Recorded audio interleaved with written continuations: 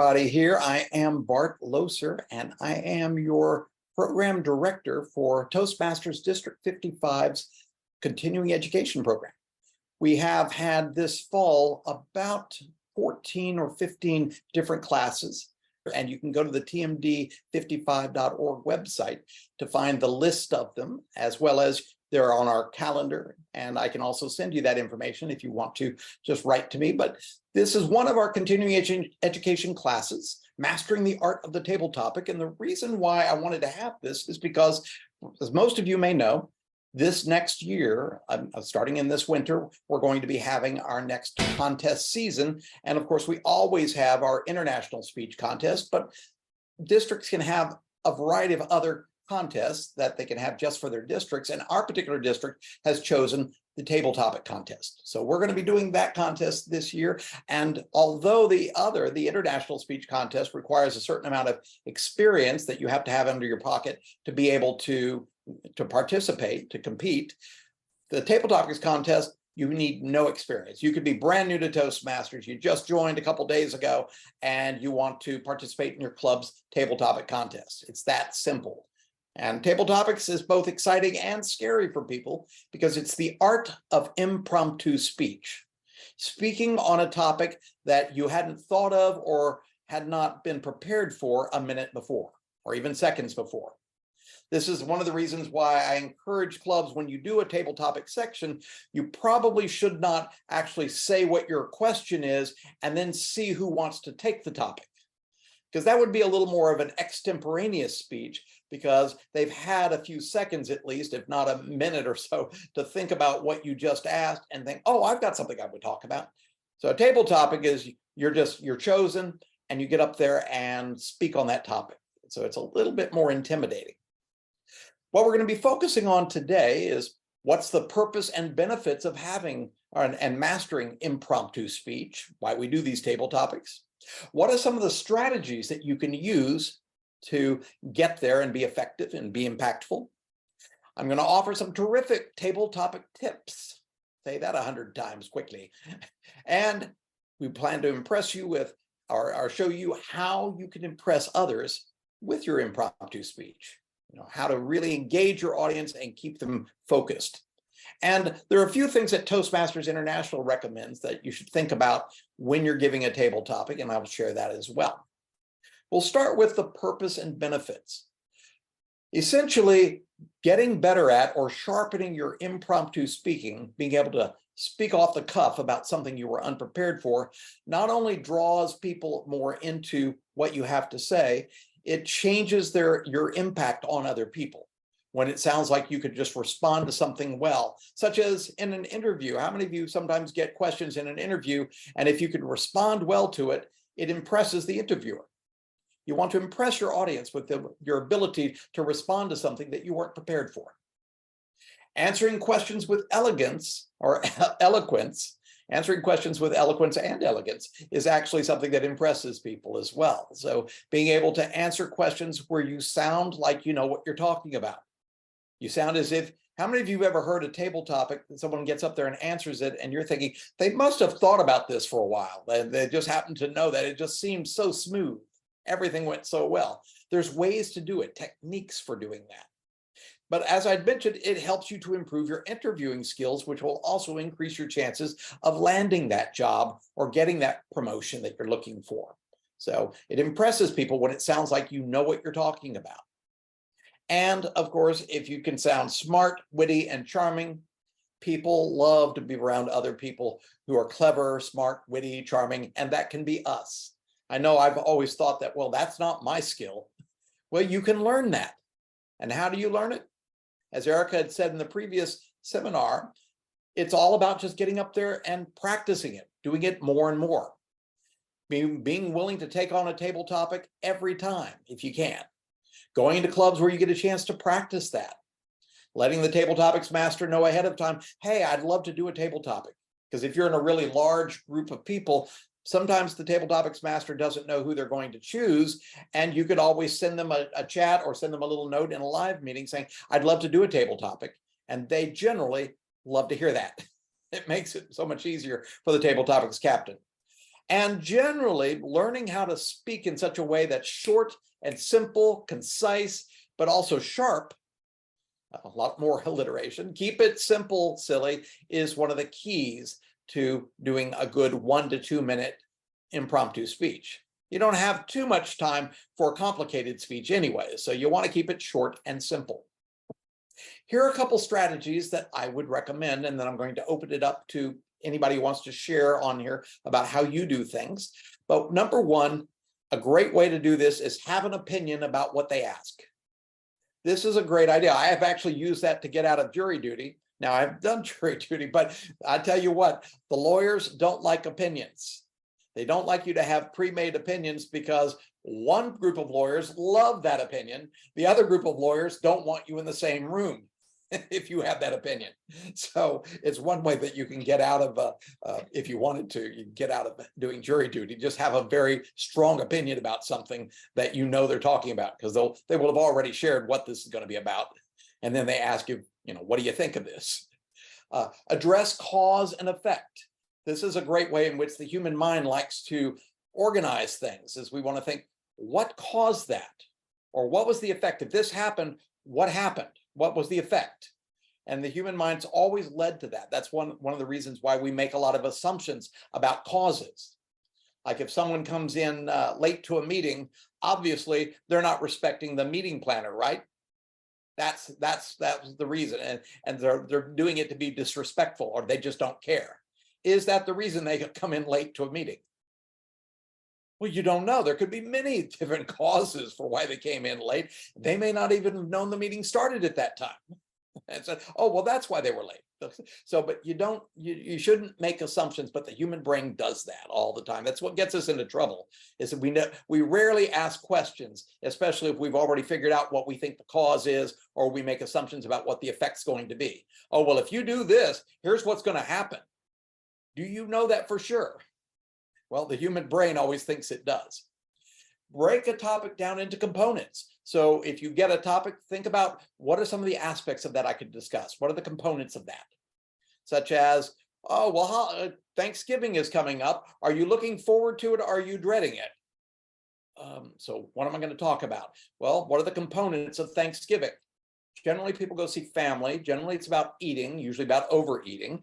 Other components about it is you get off of work, you probably travel somewhere, so there are travel issues. So a lot of components, and you can talk about any of those. But again, you got to keep it simple. So choose one. And you usually don't have a lot of time to choose, do you, in a table topic? So usually it's best to choose the top 1, 2, or 3 things you're thinking about before you start speaking. Another thing, discuss something that's either the past issue about this, the present, or the future, or a combination of such, if you can do that in 1 to 2 minutes. But a past, present, future, to me, it's the perfect icebreaker. When someone says, well, what do I tell people about me? Well, tell someone, what's one thing about your past you want to share with people that you want them to know? What's one thing about your present that you could share? And what's something about what you intend to do for your future? It makes a perfect icebreaker. We get to know a lot about you. And so that's why, and it also makes almost a perfect little table topic. So oh, by the way, I just wanted to find out from you guys, what are some of your strategies? Does anybody have a particular strategy that you use with table topics? And you could just unmute yourself and feel free to share. I would say my favorite strategy is having the opinion. I try to think about, so is it going to be positive or negative? But because I like to get people's attention, I not only think about the opinion, but I generally think, what is the last thing this audience is going to think will come out of my mouth? And that's usually what I open with. So would you share this opinion with us about this? No. And then you just pause and people go, wait a minute, that's not a table topic. But then you can go from there. So you just say something that's a way of being funny as well. But so I choose something that generally is the opposite of what people typically would expect. So that's how I like to challenge myself with the table topic. What are some other ways in which you guys do it? Erica, what's a favorite for you when you're doing a table topic? Do you have a particular strategy you use? I just start talking. I don't like to pause. Sometimes there's a question that I have no idea how I'm going to answer it, and I am just totally stunned.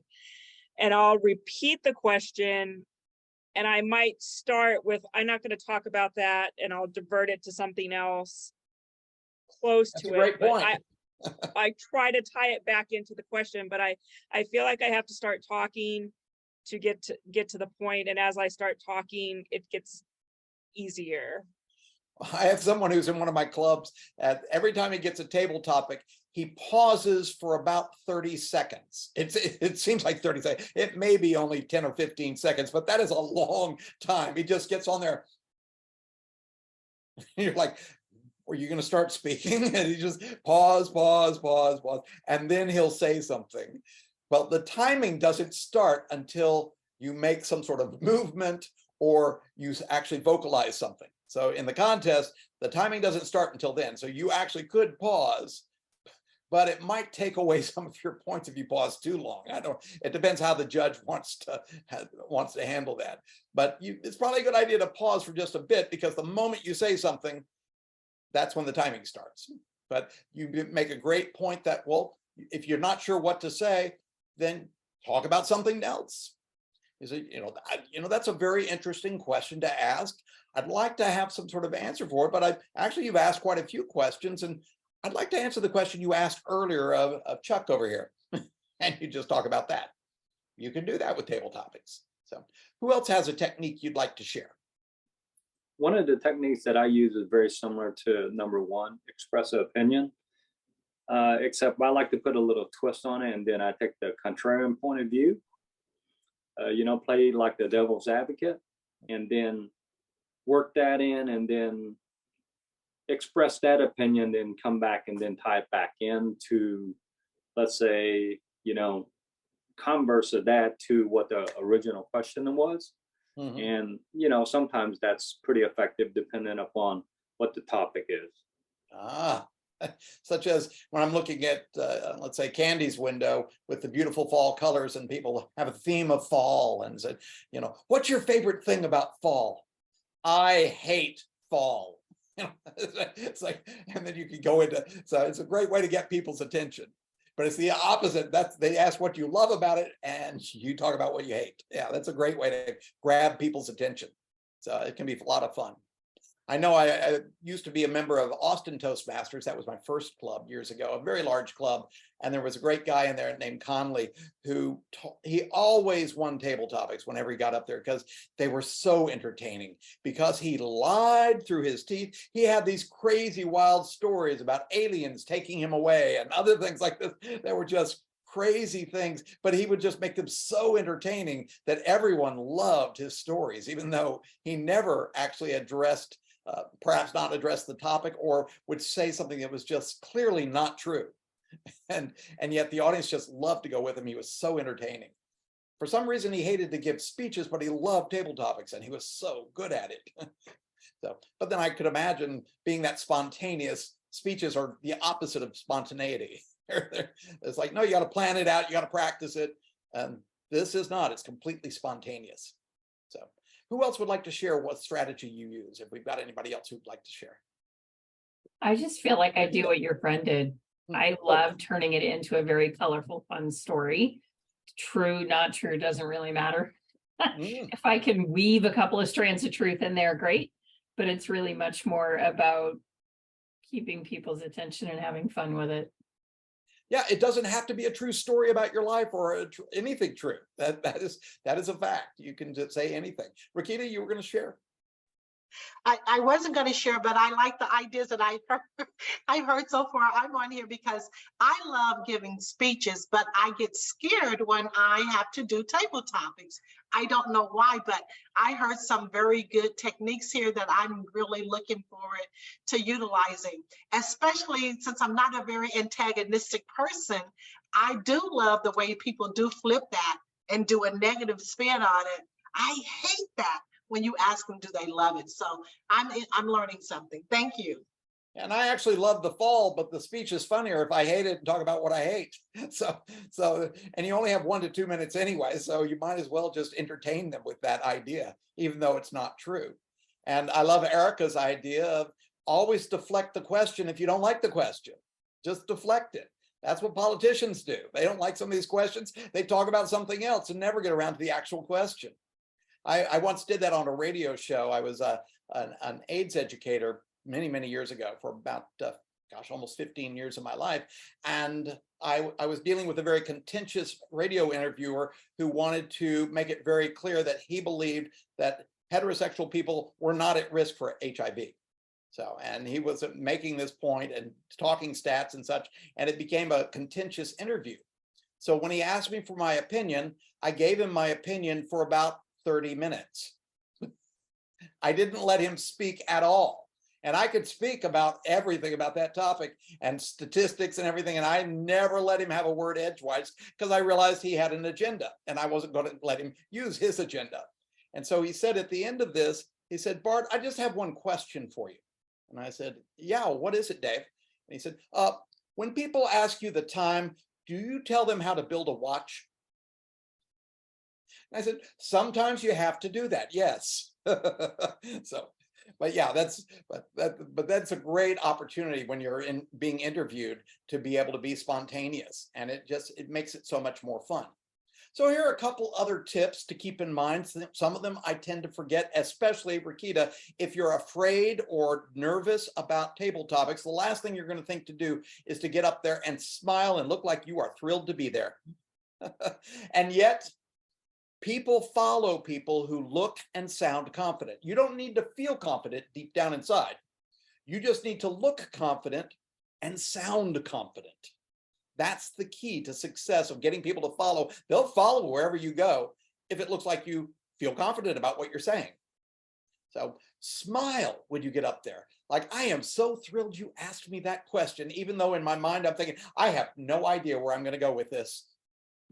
So, and you just smile and you just sound so gracious and you say, I'm so glad you gave me that question because it's incredibly creative. And let me just make sure I'm understanding your question clearly. Could you just repeat it back again, as Erica had suggested? Get them to repeat it back. It kills a little bit of time and gives you time to think.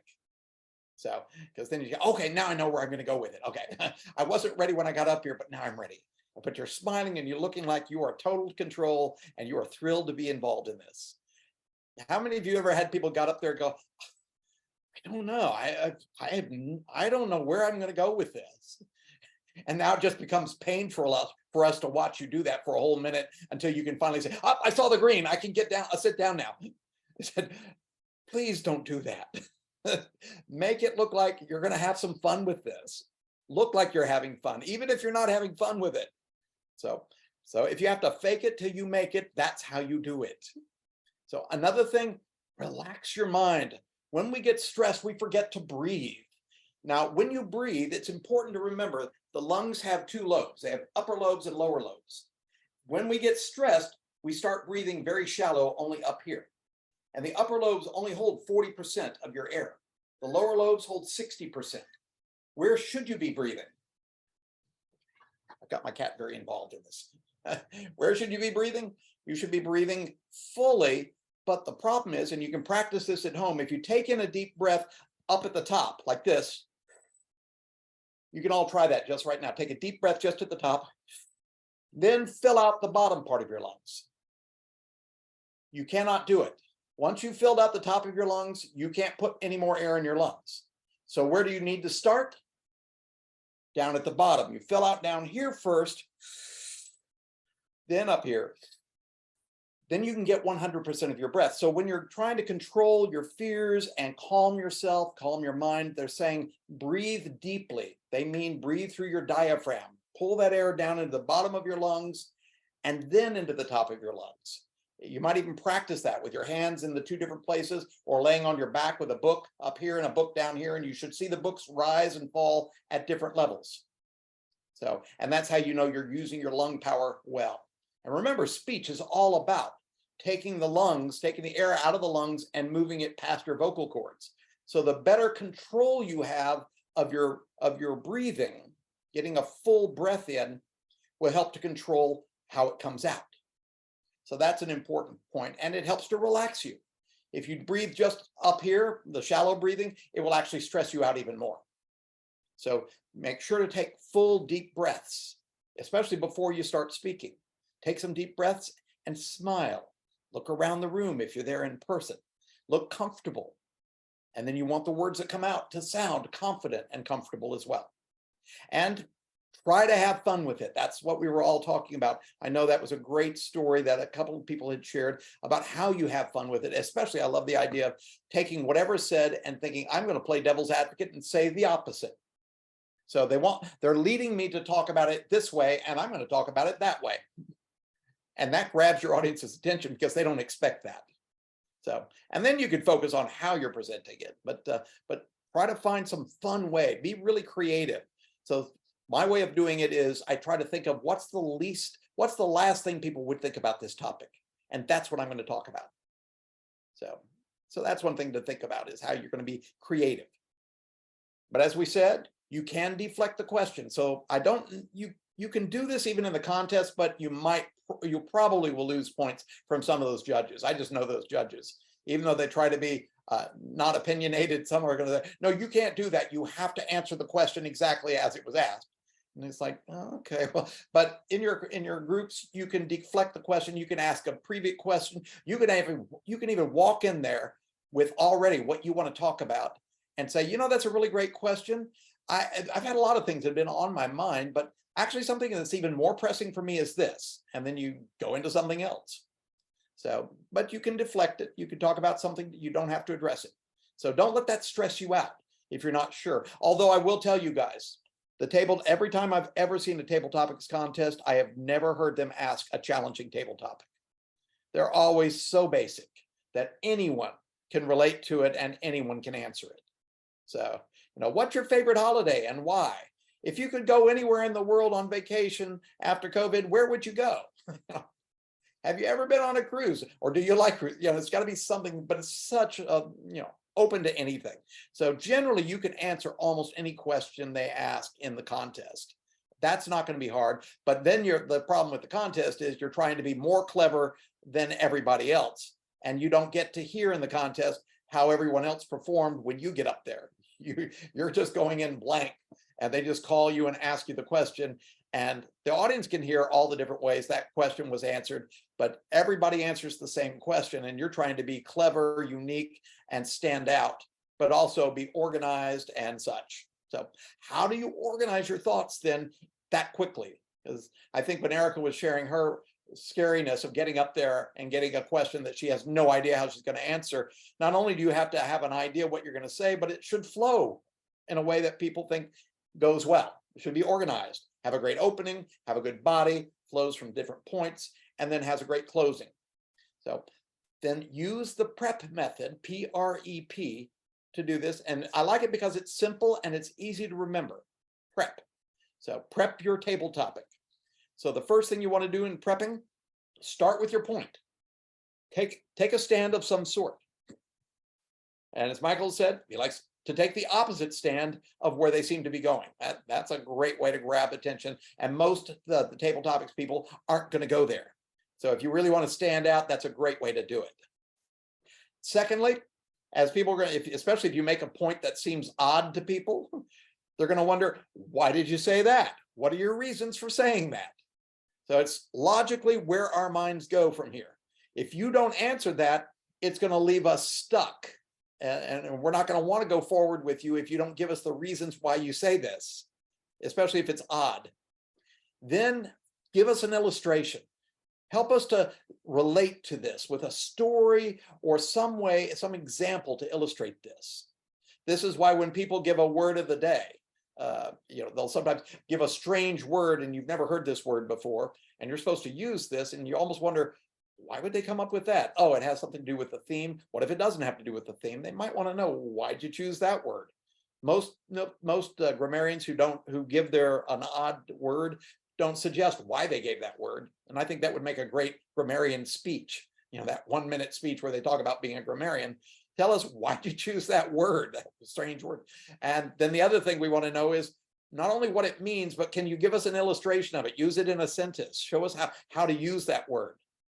And it's the same thing with prep. So then, of course, your conclusion, you should always remind people what your point was at the beginning.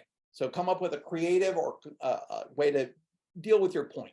And again, probably don't say in conclusion, although that can help the audience follow, oh, you're ending this. Generally, your ending should be real clear that this is your ending. So and that's why if you refer back to how you opened it, it makes the perfect table topic.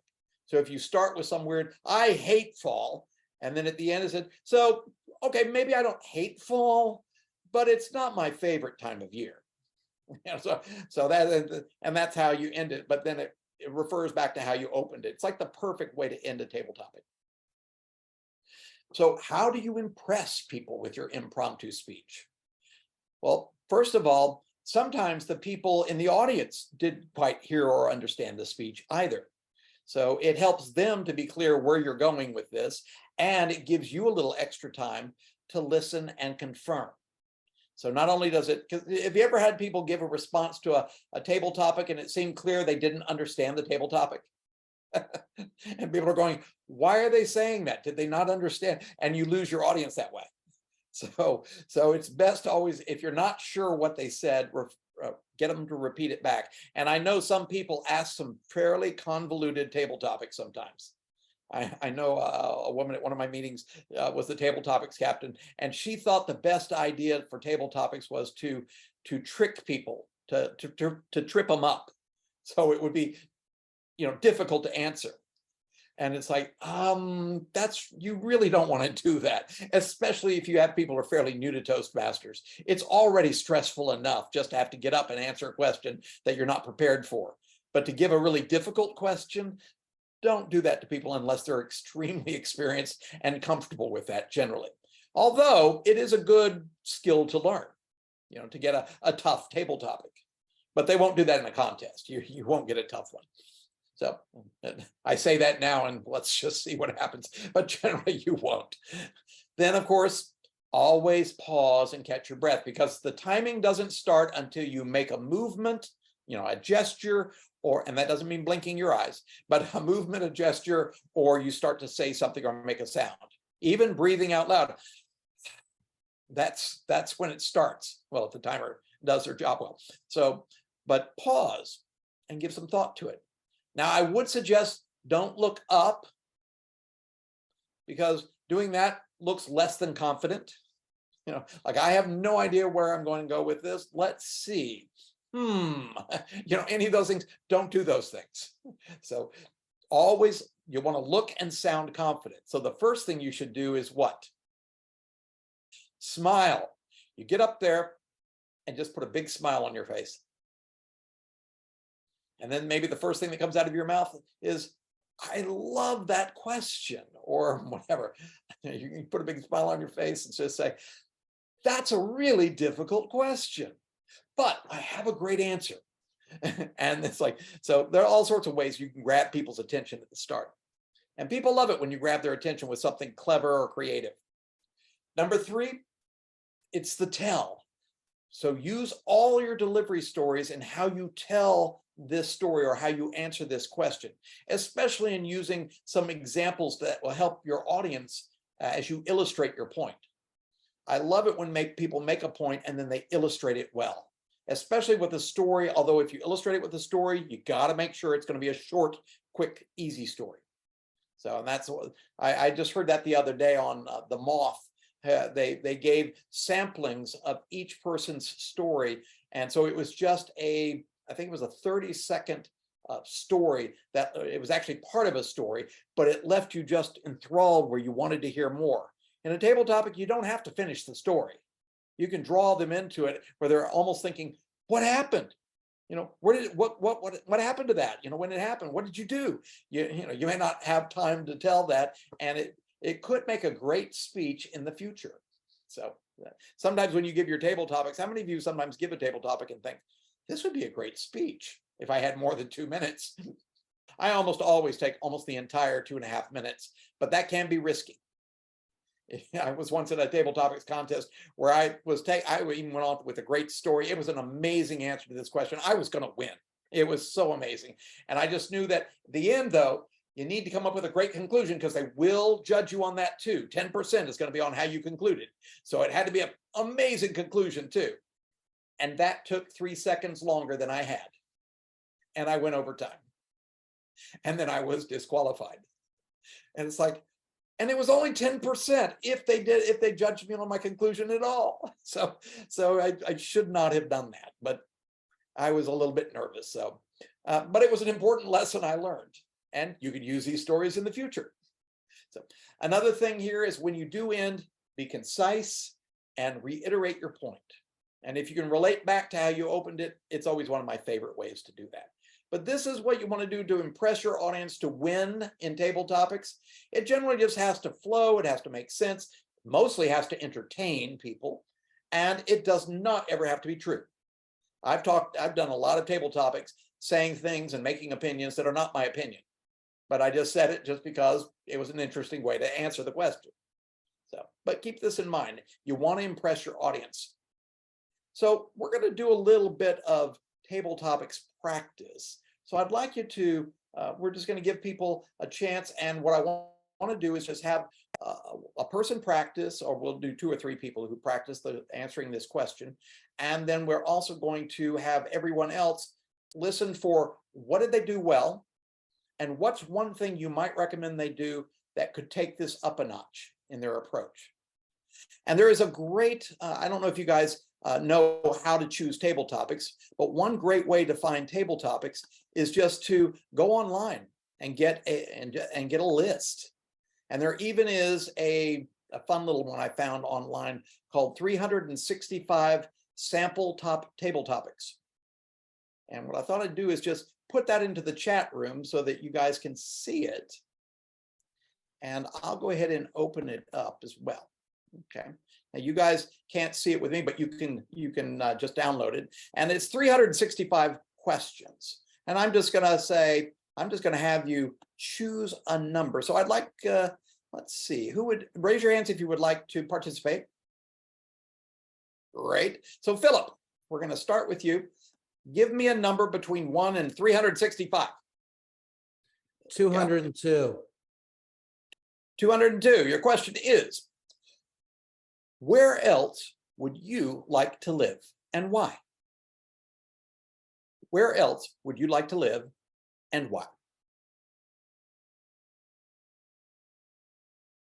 This is a tough question since I've been to 36 countries and all 50 states. But if I did have to choose one place to live, I would probably live in the south of Spain, on the Costa del Sol.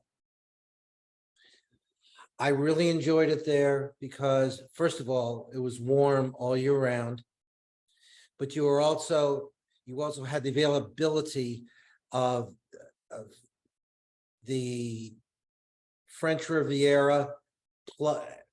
You were able to get into France for all the fantastic wines, but I also liked Spain in general simply because of the history behind that. Mm-hmm. I thought that it was some place that I would really enjoy, and the people are fantastic. So that would be really the one place that, if I were to really choose a place, that would be it. All right, thank you. I think it'd probably be a good idea if I did timing on this to give you guys a better idea too of the time. So I'm going to set. Yeah, I was waiting for that. Yeah, I wasn't as prepared as I thought I would be. Okay, so I hadn't thought this out completely. So what I'd love to do is just spend about 2 minutes with people just giving some ideas. What's something that you really liked about it? And I'd have to say my favorite thing that I liked about it is I would probably choose southern Spain as well. I love southern Spain. Just anything along the Mediterranean is just beautiful to me, and I've been all along there, so I could live in any of those little cities, although I'd like to live in one of the smaller ones and not the large cities that are on there, unless it was Barcelona. I do love Barcelona, but I think it's better to visit than to live. But it's an amazing city and one of my favorites in the world. So I love that you talked about that. I would like to have seen when you started to look more excited about doing it, and probably not share with us your discomfort in having to choose. Like, oh, well, I don't know how to do this. You say, instead, make it sound very positive. Like you're excited that you've got all these choices because you've done so much world travel. That's a great question because I've been all over the world and I could probably live in almost any of these places I've been. It's hard to choose, but I think if I had to choose, here's what it would be. Now, does that sound more like I was pretty decisive? Yes. And it sounds confident and actually sounds excited to answer the question. It almost sounded to me you were almost dreading having to answer that question until you decided where you were going to, what you were going to talk about. So that's what I would like to have seen, is more excitement in the beginning and that enthusiasm for being excited about answering that question, because you've traveled so much around the world and there's so many places you love that you would live. So great. Who else would like to share their feedback on what they liked and what they might recommend he do to improve? Yes, go ahead. Andy? Yeah, Philip, I loved your answer. It was really good, and you had a story, and you gave us something to think about. You gave us information. I just want to, my own thought was the same as Bart's, but I just want to highlight it a bit more, because you had the most memorable thing about your speech for me was the fact that you've been to 65 countries in all 50 states. And that was really a strength, but you turned it into almost a negative at the beginning. So I think by approaching it like Bart said, you would have really hammered it home and really just made it so much better. Even though it was good, you would have made it better. Excellent. Thank you for that, Andy. Who else would like to share? Candy. So thank you for going first. I would say that what I liked for different reasons was that you chose Spain primarily because I've never been, and I really want to. So I was excited to hear what more you were going to say. My feedback on what you could work on, much in alignment with the others, is just to show more enthusiasm, more excitement for it, a little more facial expression, a little more intonation in your voice to sound really excited. I make up in my mind that someone who is that well-traveled should love travel. And I would love to feel that come through when you speak. Excellent. Thank you, Candy. Thank you. So let's try another one. Let's go with Rakita, and I'll be your timer, so I'll take care of that. Give me a number between 1 and 365. And we'll go with 100. All right, 100. And I'm just doing this because it's like you could do anything to come up with table topics. I can't imagine why so many people who are table topics captains say, I hate doing that because I can never think of the questions. It's like, oh my gosh, I can do it like right now, 100 questions easily. So number 100, if happiness was a national currency, what kind of work would make you rich? If happiness was the national currency, what kind of work would make you rich? Rakita. Thank you, Mr. Toastmaster, the Table Topics Master. First of all, if happiness was a currency, I would be a millionaire, because I love happy. Don't worry, be happy. If you heard that favorite song, that's just something that rolled around in my head. But I can tell you what, if there was a currency that could be given out for being happy, I would probably, everybody on this call would probably be a millionaire, because all you would have to do is just show me a slight smile, a little flicker of your teeth, and voila, you would be part of my happy currency. That's what you would be. Now, if I was to make up my own currency, it would be $1 with a happy face. You can write whatever amount you want on it. You could be rich, you could be medium rich, you could be overly rich, however you want it to be, because you would just be happy. Only you would know what makes you happy. That would be my currency that I would provide for everyone. Thank you, Mr. Table Topics. Thank you very much for that, Rakita. Of course, like most evaluators who are dealing with people who are highly experienced, I can't even imagine what I would suggest you could do to improve. No, actually, I can. So that's my table topic. It's like, I don't know what I would suggest. One of the things that I noticed was that could take it to a new level, because I love the excitement, the enthusiasm, your creativity. It also felt like I was getting to know something that was very personal about you. So I don't think you're a very dark person. You seem to be pretty happy. The other thing is, though, I would say if we're online and Zoom at least, you should give us as much eye contact as you can, because you're not having to look at notes.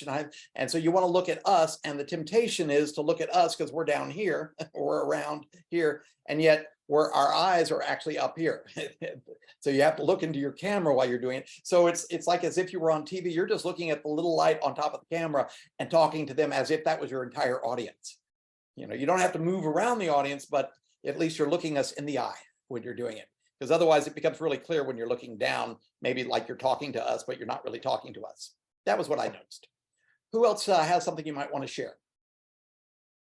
Hey, Rakita, I think one thing that would have really helped enhance this here just a little bit is whenever you was singing that song, Don't Worry, Be Happy, really exaggerate that and ham it up, because that is a very recognizable song and most people know it. And rather than just sort of minimizing it just a little bit, you know, really exaggerate, get into it, and, you know, put the smile and the enthusiasm in there, and then you'll get the audience to be singing along with you and to be moving along with you.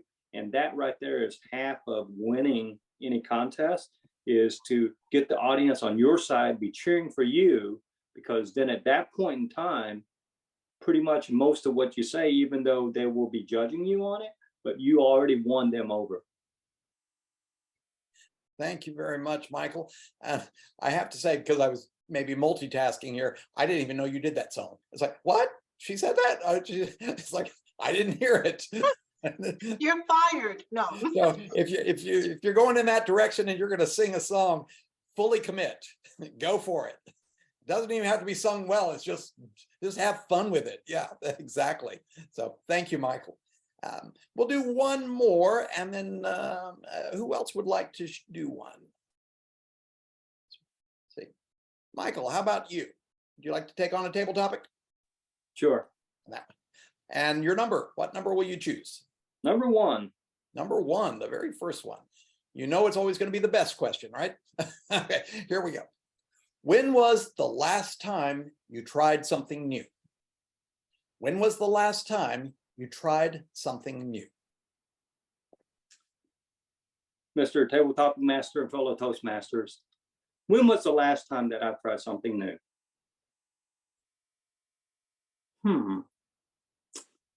It seemed like it was very hard to decide that, but actually it's pretty easy. The last time that I tried something new was probably about 15 minutes ago, whenever I joined District 55 on these Zoom calls, because that got me out of my comfort zone, because most of the time I'm in District 16, which is from Oklahoma, and I thought I would come down and spend some time with you guys and see if you could inspire me and lift me up. And you did, because one of the things that I can tell you is this: even though we're all Toastmasters and we're all learning the same thing, one of the things that I can tell you is there are slight subtle differences, and it has a lot more to do with just the way that you guys approach things. And of course, y'all's Texas accent is just a little bit different than us Okies here in Oklahoma. You know, some people, they say Oklahoma, they're hillbillies and whatever, but I don't consider that to be push up against our culture. I just embrace it and say, hey, if that's the way that we are, we'll just make the most of it. And I love it that I was able to spend some time with you guys, and thank you so much for having me, Mr. Toastmaster. All right. Thank you very much for that, Michael. I'll just add one thing that I saw you doing that I might recommend to take it up a notch more, is if you can keep your attention on us, because I notice when you're thinking, you tend to look down, like you're, again, we can tell you're thinking something, trying to, sorting through it and what am I going to say? And if you just looked at us while you're doing it, where it just looked like you just know what you're going to be saying, it would sound even more confident. So that's what I would probably recommend. You could actually add more facial, a little more facial emotions. Like I saw pretty much the same emotion in your mind, which is, okay, I'm thinking, I'm going to say this. I'm going to always look like this through my entire table topic. And it's like, smile at points. You can, there's a lot of expressions you could do. You could think of some gestures you might do that would enhance it even more for me. So those are some things I'd suggest. Those would take it up a notch or two, but that's really what this is all about, is how to be the best we can be in terms of table topics. I'll go ahead and return to and finish up the presentation. Toastmasters International recommends, and there's a great, by the way, a great little booklet or document that they have on Toastmasters International about doing table topics and how to be best at them. But they suggest overall, be confident in how you look and how you speak. So again, that's more important than whether or not you feel confident in what you're saying, because I know sometimes in table topics we're uncomfortable and we're thinking, I'm not sure if I know what I'm going to talk about. Always look like and sound like you know what you're going to do. So people love that, and it impresses people. Keep in mind, it's only 1 to 2 minutes, so you've got to be brief. So try not to talk about anything that's too expansive. And lastly, be sincere. Now, that doesn't mean you can't talk about something that's not true, but if you're going to do it, you go for it. Like you can't, if it looks like you're faking excitement, it's like I would say, hey, yeah, it's nice to be here. So thrilled you asked me that question, but be sincere, just be you, but try to be the most creative you can. Just like I'd mentioned to Rakita, if you're going to go for something, go for it big. Try to be big with it, go all out.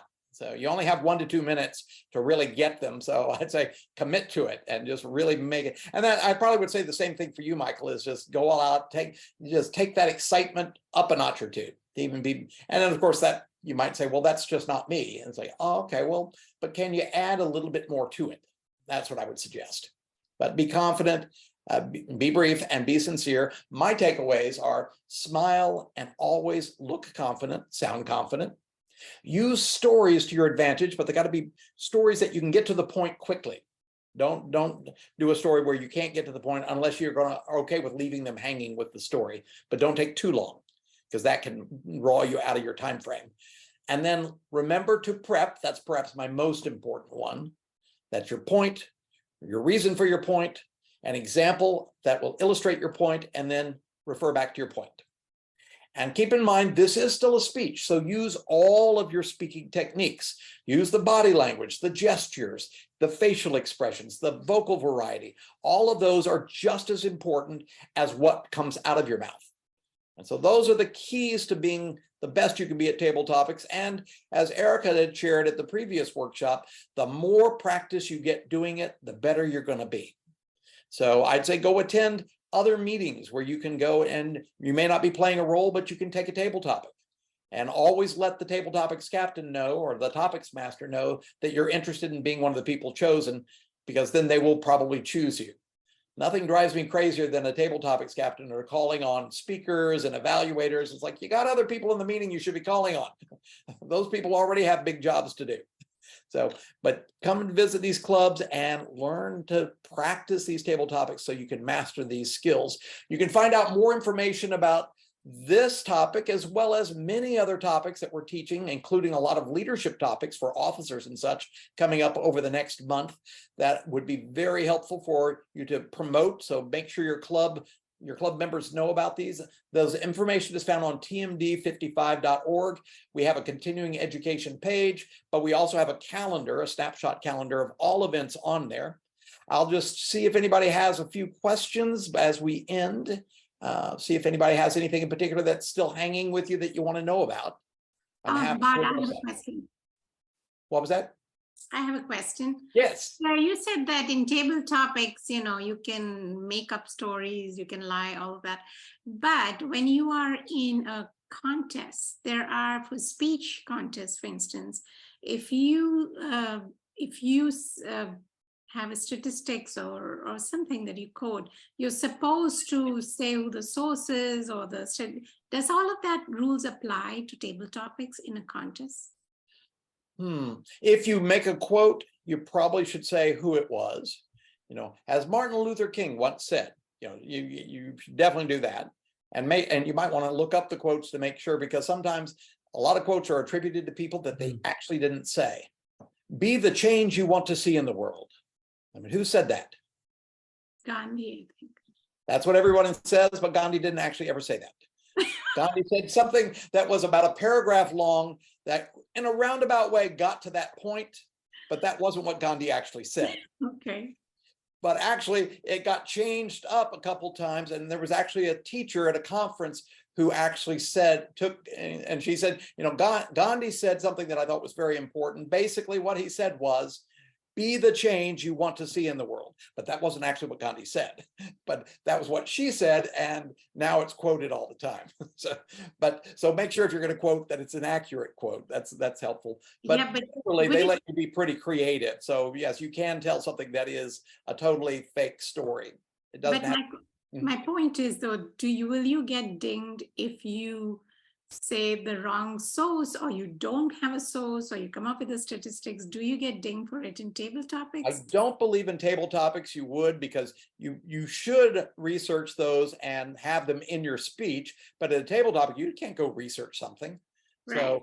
So you might even just safely say, I believe it was Gandhi who once said, you know, and just say it that way, and you can't go wrong. So that's one way to do it, but you're probably not going to get dinged with that. But remember, these are human beings. I will say they will have their own opinions on what they think you should or shouldn't be doing in a table topic. But I would say always review the judge's sheet. And you can go online and get the judge's sheet for each of these contests to find out, how am I being judged and what are they judging is the most important? You know, what percentage is going to be judged on my intro? What percentage is going to be, you know, my point?